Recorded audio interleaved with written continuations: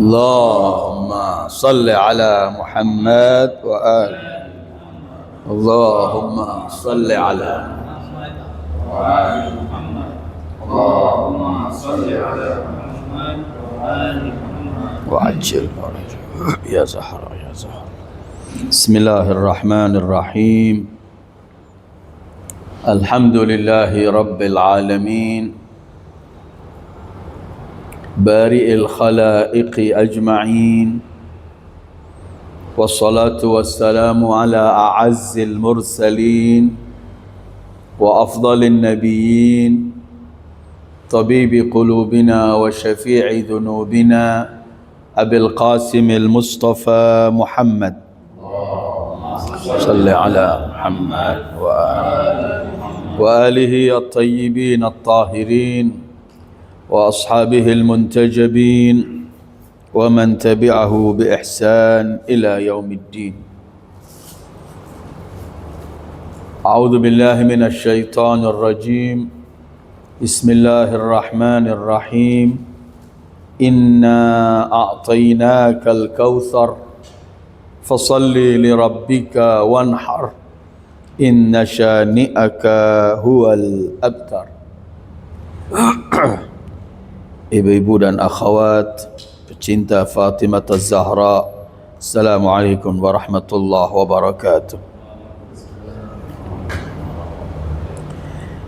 Alhamdulillah, kita bersyukur kepada Allah karena selalu Allah memberikan kemudahan kita, membimbing kita untuk menghadiri acara-acara yang berkaitan untuk Islam, berkaitan untuk Sayyidil Wujud Muhammad sallallahu alaihi wa alihi, berkaitan untuk keluarga suci beliau, yang mana acara-acara yang untuk mereka itu adalah pasti yang akan mengingatkan kita kepada agama kita, yang agar menegur perilaku kita apabila tidak sesuai dengan apa yang dibawa oleh Rasul.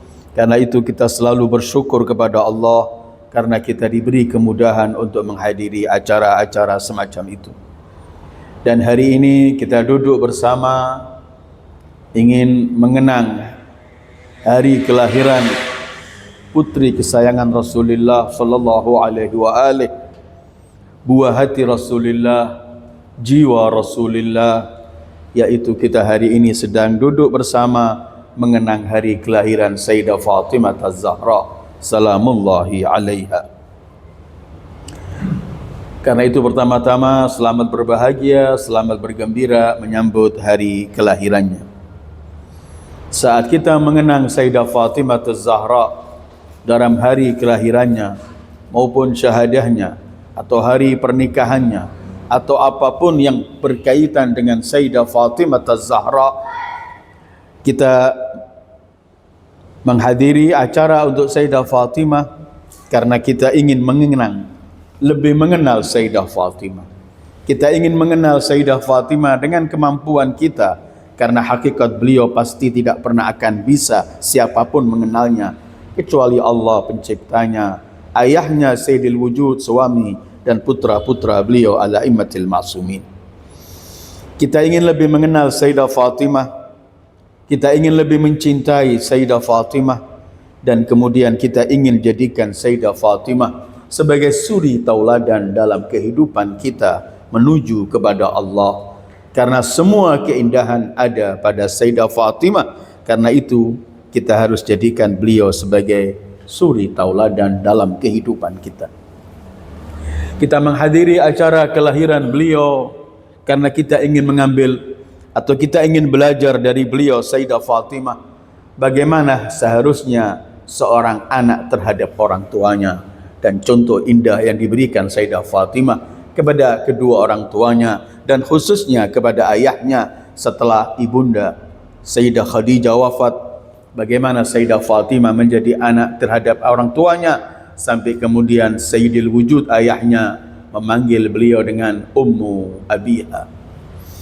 Mengenang hari kelahiran beliau juga kita ingin belajar bagaimana menjadi seorang istri yang salihah terhadap keluarga suaminya, dalam rumah tangganya, karena Sayyidah Fatimah memberi contoh yang terindah dalam kaitan rumah tangga.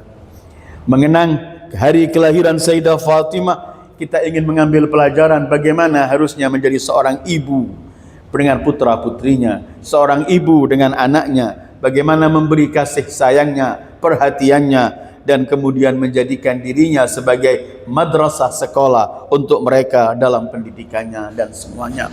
Karena Sayyidah Fatimah punya contoh-contoh indah bagi seorang ibu. Mengenang Sayyidah Fatimah, kita ingin mengambil pelajaran bagaimana seharusnya menjadi seorang muslimah, mukminah yang benar-benar memegang agamanya dalam semua aspek kehidupannya, dalam pakaiannya, dalam ibadatnya, dalam akhlaknya, dalam pergaulannya, karena Sayyidah Fatimah merupakan contoh terindah dari semua itu. Hari ini kita mengenang hari kelahirannya. Beliau lahir tanggal 20 Jumada Ats-Tsaniyah, tahun kelima setelah Rasul menjadi nabi, atau disebut dengan Ba'dal Bi'tsah, setelah Rasul. 5 tahun setelah Rasul menjadi nabi, Sayyidah Fatimah lahir.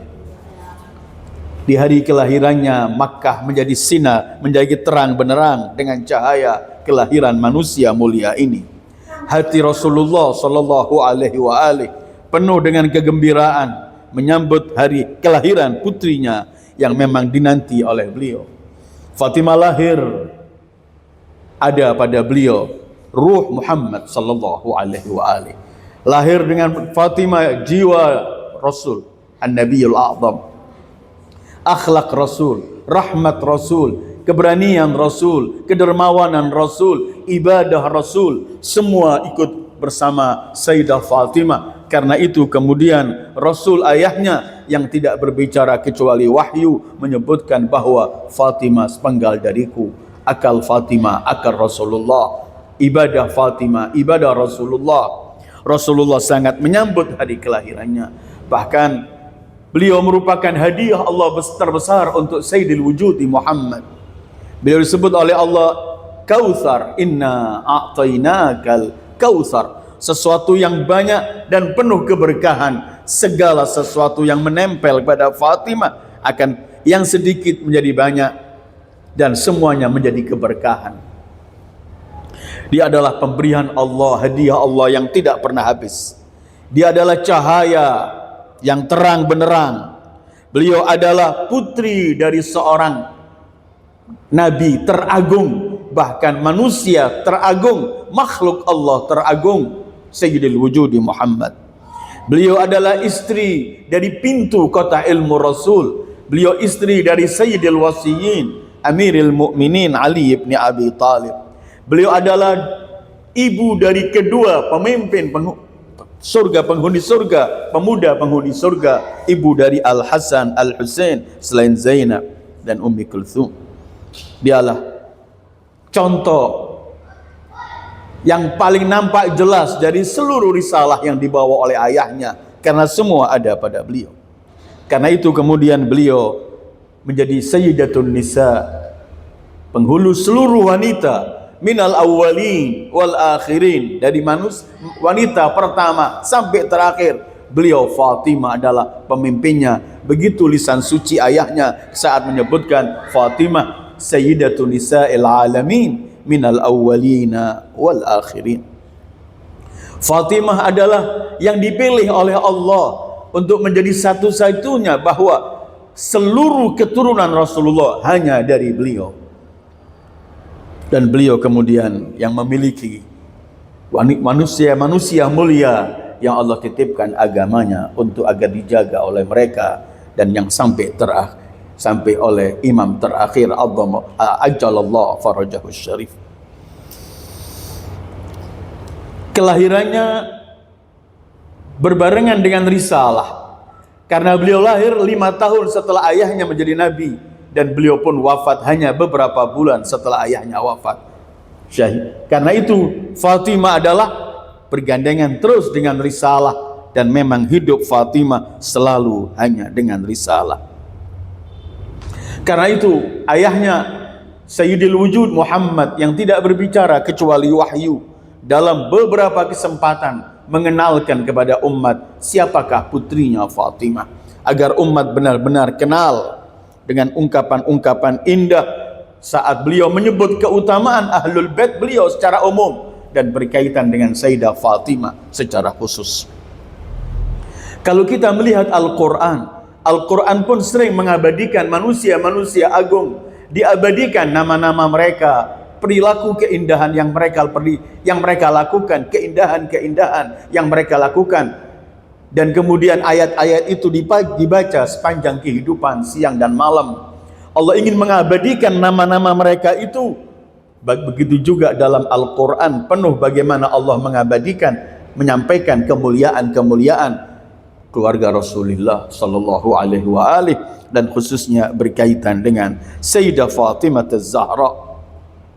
Karena itu para ahli sejarah, ahli tafsir menyebutkan sekian banyak ayat-ayat turun untuk berkaitan dengan mereka dan kita. Dan Allah abadikan itu sebagai apa? Pertama, untuk memberikan penghormatan bagi mereka karena mereka telah melakukan hal-hal indah demi risalah dan perjuangan risalah. Di waktu yang sama, Allah abadikan nama-nama itu dan kemuliaan-kemuliaan itu dalam Al-Quran agar dibaca sepanjang kehidupan, karena Allah ingin mengajak umat manusia untuk menjadikan mereka sebagai suri tauladan dalam perilaku indah yang diabadikan oleh Al-Quran.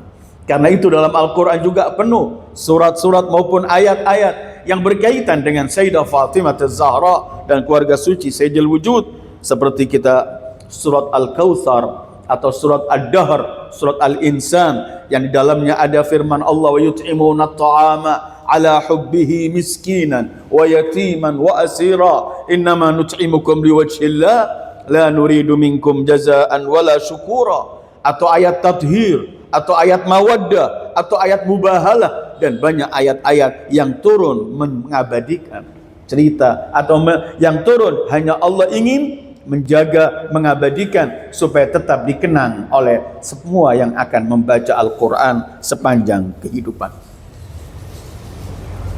Sebagaimana Al-Quran juga Sayyidul Wujud Muhammad sallallahu alaihi wa alihi, seperti yang saya sampaikan tadi, berapa banyak riwayat-riwayat dari Rasulullah yang ditulis oleh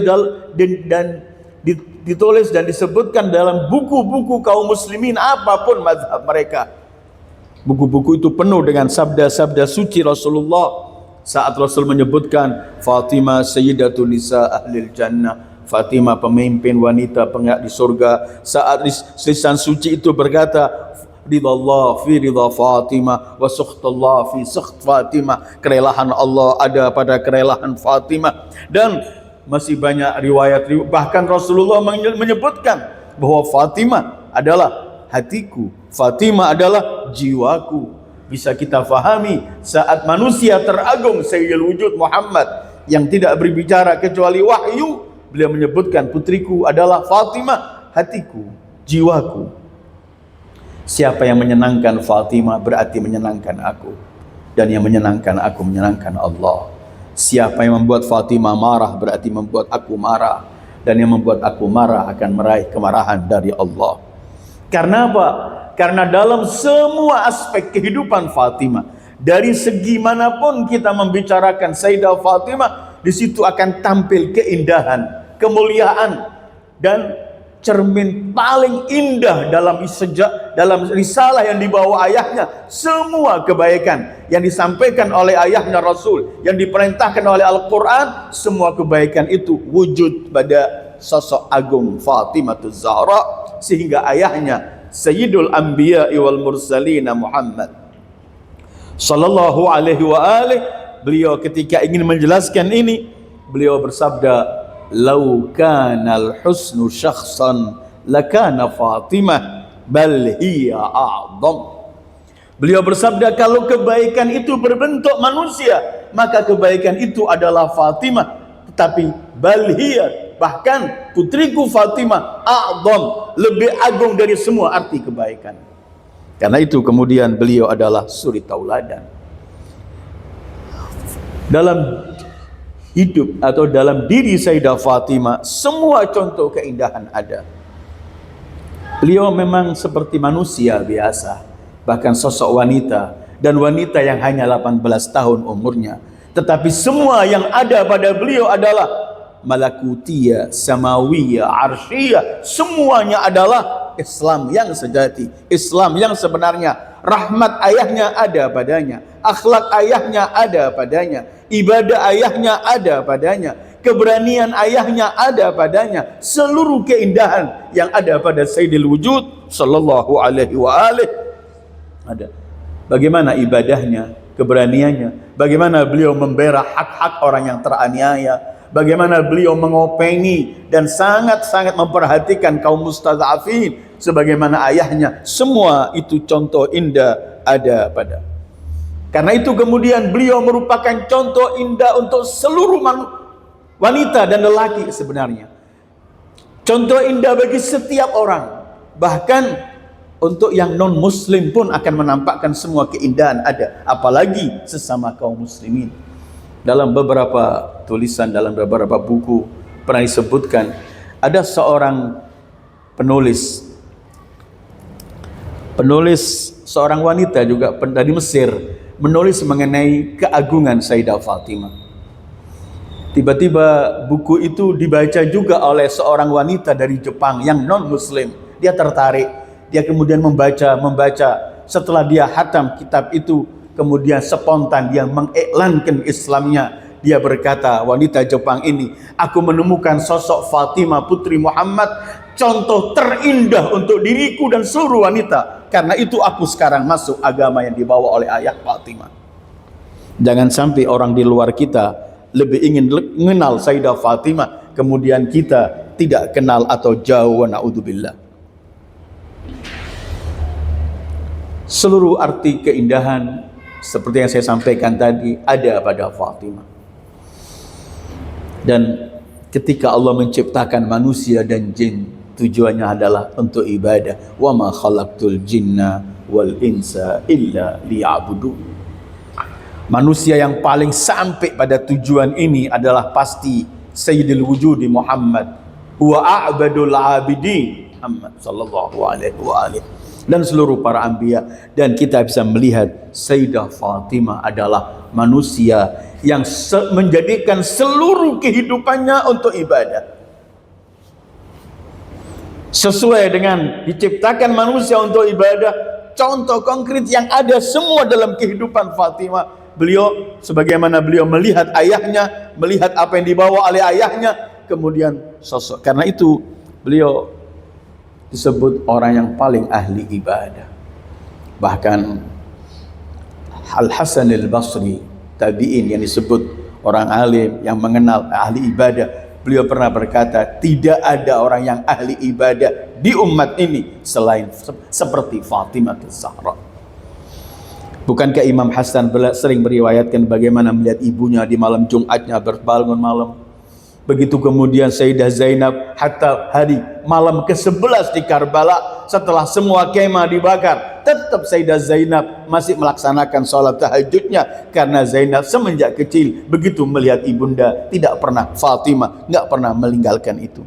Karena itu Rasulullah saat membicarakan mengenai kemuliaan Sayyidah Fatimah, dan saat beliau menyinggung mengenai ibadahnya, begini sabda beliau, lisan suci yang tidak berbicara kecuali wahyu. Beliau bersabda sallallahu alaihi wa alihi, mata qamat fi mihrabiha baina yaday rabbiha jalla jalaluh zahara nuruha li malaikatis sama kama yazharu nurul kawakib li ahli al-ard.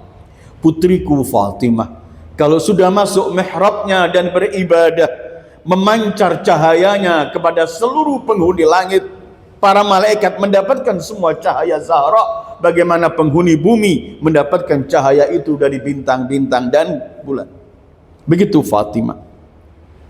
Kemudian Rasul meneruskan sabdanya saat mengatakan bahwa para malaikat mendapatkan cahaya itu, bersinar cahaya Fatimah di langit, seluruh malaikat mendapatkannya. Kemudian Allah berfirman, wa yaqulullah azza wa jalla lil malaikah. Rasul masih meneruskan, Allah berfirman kepada malaikat saat melihat ibadah Fatimah, ya malaikati unduru ila amati Fatimah sayyidati imai.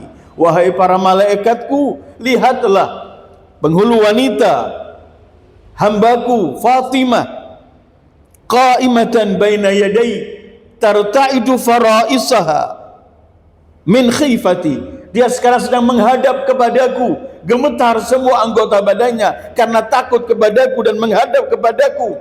Wa qad aqbalat biqalbiha ala ibadati. Dia benar-benar menyembah aku dari hatinya, fokus sekali.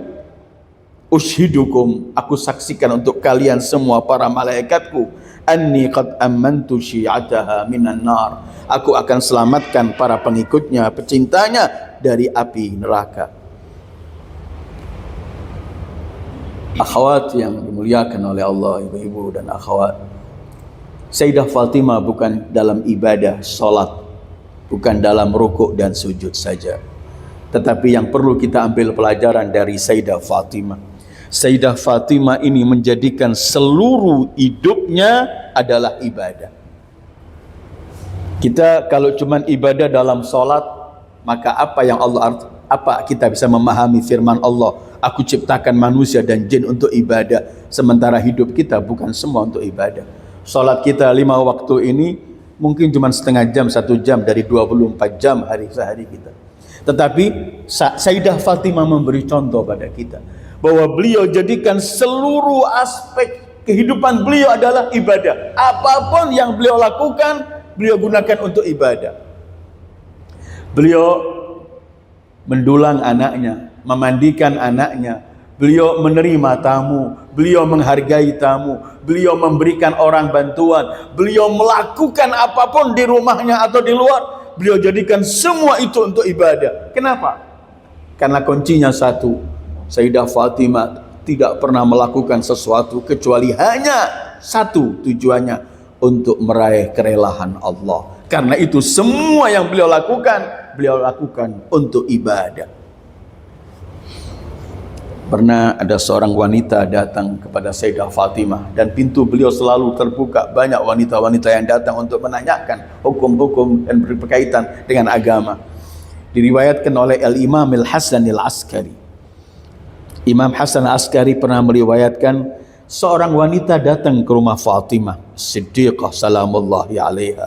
Kemudian wanita itu berkata begini, wahai putri Rasulullah, ibuku telah tua dan kadang-kadang dia agak ada kelupaan, ada kesalahan dalam melaksanakan sholatnya. Karena itu aku datang sekarang ini dan ibuku mengutus aku untuk datang kepadamu menanyakan sesuatu berkaitan sholat dan semua itu. Ini yang meriwayatkan Imam Hasan Askari. Fa'ajabat Fatimah. Fatimah menjawab semua yang ditanyakan. Fathannat. Setelah itu kembali lagi kedua kali. Fatimah menyampaikan. Sampai ketiga kali. Dan sampai Imam Hasan Askari menyebutkan dengan bahasa beliau, fa'asyarat, sampai 10 kali wanita ini kembali. Mungkin memang ibunya sudah tua, tidak bisa sekaligus datang tanya lagi. Sampai 10, sampai akhirnya sang anak ini malu di hadapan Sayyidah Fatimah. Sampai 10 kali saya, kalau bahasa Bangelnya nih riwa-riwi gitu, pulang balik lagi 10 kali.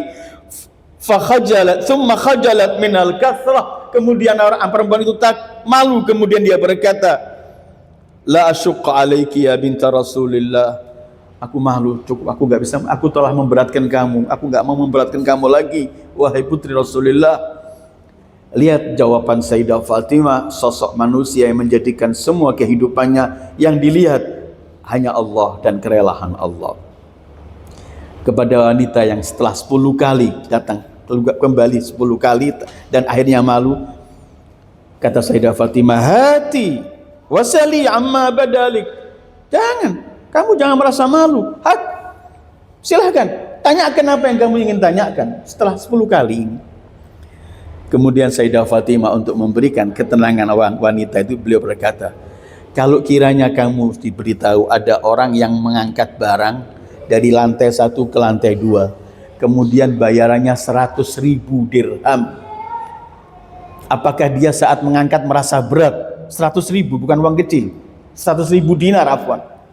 Kata wanita itu teriak, pasti nggak merasa berat dia melihat imbalan begitu, cuman menaik lantai 1. Kata Sayyidah Fatimah, demi Allah saat aku melayani kamu dari bumi sampai Arsyur Rahman penuh pahala yang akan kuperoleh. Kenapa aku merasa berat? Salah, silahkan kamu tanyakan. Artinya Sayyidah Fatimah saat apapun yang beliau lakukan, beliau hanyalah ingin mencari kerelaan Allah. Karena itu seluruh aspek kehidupan beliau adalah menjadi ibadah. Dan ini yang perlu kita tiru, karena kita diberi oleh Allah waktu, diberi umur, dan kita perlu invest terus untuk akhirat kita. Caranya apa? Bukan cuman kita dalam sholat, sujud, ruku, zikir kita, tapi seluruh saat kita menggembirakan orang, saat kita menyambut tamu, saat kita membuat orang senang, saat kita mengajarkan ilmu, saat kita amal ma'ruf nahi mungkar, saat apapun kita jadikan hanya ingin meraih kerelaan Allah, dan di situ menjadi ibadah apapun yang kita lakukan.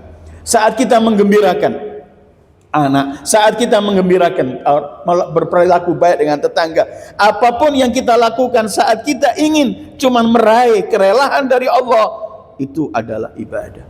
Dan Sayyidah Fatimah tidak pernah melihat beban dalam hidupnya, semua beliau lakukan.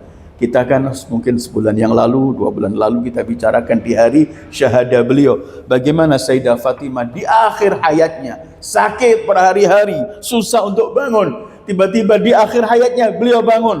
Beliau kemudian memasak sampai yang merawat Asma teriak, wahai putri Rasulullah, jangan kamu sakit, biar aku. Tiba-tiba beliau dengan bertatih-tatih beliau berjalan, beliau masak, mencucikan baju Al-Hasan, Al-Husain, Zainab, Ummi Kulsum, semuanya. Ketika ditegur beliau mengatakan, tidak, aku lihat mungkin hari ini akhir ajalku telah tiba, aku mau mendapatkan anak-anakku, ada masakan terakhir dariku, dan aku wafat, baju-baju mereka telah bersih. Kenapa? Karena Sayyidah Fatimah bukan melihat itu beban. Ada 1000 alasan kalau beliau tidak masak atau tidak mencuci karena beliau sakit, tetapi beliau melihat ini ibadah, dengan ini meraih kerelaan Allah, maka tidak ada sesuatu yang beliau menjadikan berat. Dan apabila kita mulai berpikir semacam itu, pasti kita akan melihat hidup kita ini enak. Saat kita melakukan apapun, kita ingin mendapat kerelaan dari Allah, dan itu ibadah. Saat kita jadikan beliau, semua aspek kehidupan beliau ibadah.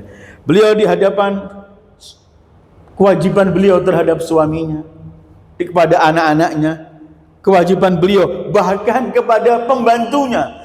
Tidak ada di dunia ini orang yang bicara kemanusiaan segala macam, siapapun tidak pernah sama sekali, dan mungkin tidak pernah akan terjadi seperti dilakukan oleh Fatimah. Fatimah saat punya pembantu namanya Fiddah, pembantu Jibril, dan yang Fiddah itu mempunyai sejarah besar. Akhirnya setelah wafatnya Sayyidah Fatimah tidak berbicara kecuali dengan Al-Quran. Kita tanya apapun tetap jawabannya Al-Quran. Pernah suatu hari ketika Imam Ali dalam riwayat lain Rasulullah masuk, tiba-tiba Sayyidah Fatimah sibuk membersihkan sesuatu dan masak, Fiddah duduk. Ajib. Ketika Rasul bertanya, kenapa?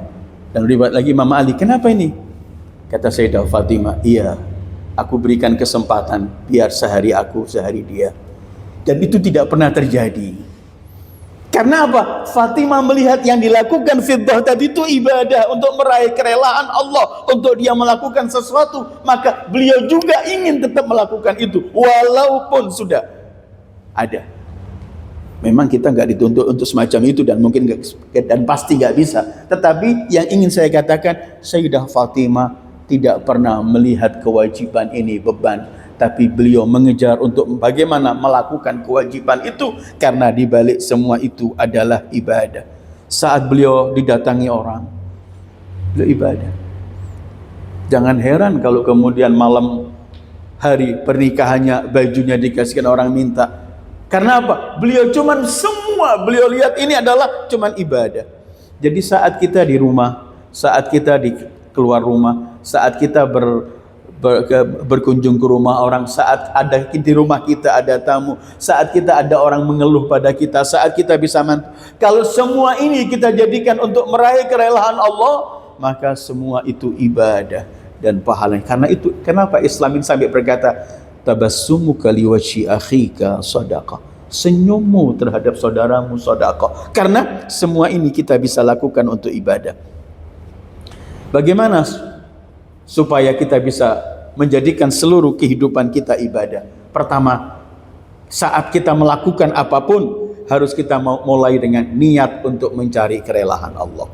Maka semua yang kita lakukan akan menjadi ibadah. Kedua, jangan cuma kita niat. Kedua, karena kedua juga penting, yang kita lakukan harus sesuai dengan syariat. Jangan kita ingin bantu orang tapi dengan yang haram. Jangan kita ingin melakukan orang alasan macam-macam tapi kita nggak sesuai dengan ketentuan Allah. Tidak. Niat yang baik, tapi harus yang kedua, harus sesuai dengan syariat. Ketiga, ibadah itu saat kita melakukan apapun dengan niat baik, sesuai dengan syariat, dan kita lakukan dengan yang sempurna, tidak asal-asalan. Karena Rasul pernah bersabda, innallaha yuhibbu idza amila ahadukum amalan an yutqinahu. Kata Rasulullah, Allah cinta pada seseorang dari kalian kalau melakukan sesuatu, melakukan yang terbaik. Kita kan sering mengatakan asal saya lakukan. Tidak, Islam tidak. Niat baik sesuai dengan syariat, kemudian kita lakukan dengan sempurna. Karena itu kemudian di sana banyak bentuk-bentuk ibadah yang selain haji, sholat, zakat, semua itu. Di sana selain zikir, selain membaca Al-Quran, selain berselawat, selain bertasbih, birrul walidain selain kewajiban ibadah, silaturrahim selain kewajiban ibadah, berkhidmat kepada sesama hamba Allah yang mampu kita berikan khidmat adalah ibadah, mendamaikan orang yang sedang berselisih ibadah, al-kalimatut thayyibah ibadah, berkata yang enak. Kita ini kadang-kadang agama kita ini suka rusak dan hilang pahala kita karena lisan kita. Kita sering membicarakan sesuatu yang menusuk perasaan orang. Dan yang anehnya kadang-kadang ada orang bangga kalau habis mempermalukan orang, habis ngejek orang, wa naudzubillah, padahal itu tahsabunahu hayyinan wa huwa 'indallahi 'azim. Kamu anggap itu remeh padahal di sisi Allah sangat besar kelak dosanya. Membantu orang yang perlu dibantu, mengajarkan orang yang memerlukan pelajaran, bahkan sampai memikirkan sesuatu untuk supaya kita lebih mengenal Allah, itu juga ibadah. Karena itu hari ini saat kita mengenang Sayyidah Fatimah, kita ingin belajar, mari kita jadikan aspek kehidupan kita ini untuk ibadah. Dengan cara kita selalu mulai dengan niat yang baik, dengan sesuai dengan syariat, dan kita hanya mengharap pahala dari Allah supaya semuanya menjadi ibadah. Dan kalau ibadah kita ini benar dengan ikhlas, maka Allah yang akan menyelesaikan semua masalah kita. Sayyidah Fatimah beliau pernah berkata, man as'ada ilallah khalisa ibadatih ahbatallah ilaihi afdala maslahatih. Siapa seorang hamba yang menaikkan seluruh ibadahnya kepada Allah dengan ikhlas, Allah akan turunkan semua yang terbaik untuk dirinya. Bukankah kita mengharap maslahat yang paling baik untuk diri kita? Sayyidah Fatimah memberi kunci, lakukan ibadah dengan ikhlas, nanti Allah menurunkan semua kebaikan sesuai yang apa yang kamu inginkan. Karena itu hadis ini perlu kita pegang juga. Mari kita usaha untuk beribadah dengan ikhlas agar Allah selesaikan semua urusan kita dengan yang terbaik. Itu janji yang disampaikan oleh Sayyidah Fatimah. Al-mu'minat wa akhawat yang saya yang dihormati oleh Allah, sebelum saya akhiri, mari di hari kita mengenang Sayyidah Fatimah ini, mari kita masukkan kegembiraan di hati beliau. Dengan apa kita menggembirakan Sayyidah Fatimah? Dengan kita berpegang teguh dengan syariat ini. Dengan kita berpegang teguh dengan apa yang disabdakan oleh Rasul dan disebutkan oleh Islam. Jangan sampai kita mengenang hari-hari Sayyidah Fatimah tapi di waktu yang sama kita membuat Sayyidah Fatimah sedih karena perilaku kita, karena bagaimana kita mengganggu orang lain, bagaimana sholat kita dan segala macam. Mari kita jadikan hari mengenang Sayyidah Fatimah, kita ingin masukkan hari kegembiraan di hati beliau. Karena kalau beliau gembira, beliau akan rela, dan kerelaan beliau kerelaan ayahnya, dan kerelaan ayahnya adalah kerelaan Sayyidil Wujudi Muhammad. Kita sebagai pecinta Sayyidah Fatimah, Kita perlu merasa semua kita adalah saudara, sehingga saling tegur menegur. Kalau kita melakukan kesalahan, kita saling ada yang menegur, ada yang mengingatkan, karena kita semua bukan maksum. Kita punya syaitan, kita punya hawa nafsu, tapi mari kita saling menegur dengan cara yang baik. Wa tawasau bil haq wa tawasau bis sabr. Dan jangan sampai kita mengenang Sayyidah Fatimah kemudian kita remehkan apa yang disenangi oleh Fatimah. Dan salah satu contoh yang paling konkret adalah jangan pernah ada acara, apalagi kalau acara itu untuk Sayyidah Fatimah, kemudian kita ulur waktu sholat kita, sementara Fatimah tidak menyenangi itu. Fatimah tinggalkan semua kesibukan beliau saat datang waktu sholat. Begitulah beliau mendidik putra-putranya, sehingga Imam Hussein di Padang Karbala, di tengah-tengah peperangan, beliau nggak berkata sebentar sholat saya masih perang, enggak. Apapun yang terjadi, beliau melakukan kesolatan. Dan di acara-acara kita, kalau acara kita belum selesai, beri istirahat sementara, beri kesempatan untuk orang bersolat. Kalau di luar sana, di sekolah-sekolahan itu kan ada isoma namanya ya, istirahat, sholat, makan. Kalau kita coba kita buat isolawatu gitu, isolawatu, istirahat, sholat, tepat waktu, insya Allah. Karena dengan itu Sayyidah Fatimah akan gembira dengan kita. Setelah itu mari kita teruskan. Kalau kita membaca biografi Sayyid Ali Khamenei hafizahullah, dalam rapat penting semacam apapun, apabila masuk waktu sholat, beliau berkata, sebentar, kita akan menghadap pada Allah. Karena orang yang mengulur waktu sholat itu adalah orang yang sombong di hadapan Allah. Karena kita sholat diperintahkan untuk menghadap sesuai keinginan Allah yang memberi waktu. Jangan malah kita yang mengatur waktunya untuk berjumpa dengan Allah. Mudah-mudahan kita mendapatkan keberkahan dari Sayyidah Fatimah. Mudah-mudahan Allah bimbing kita untuk mampu menggembirakan Sayyidah Fatimah, agar kemudian Fatimah cinta pada kita, dan kemudian Fatimah rela kepada kita, dan kerelahan Fatimah, kerelahan Allah.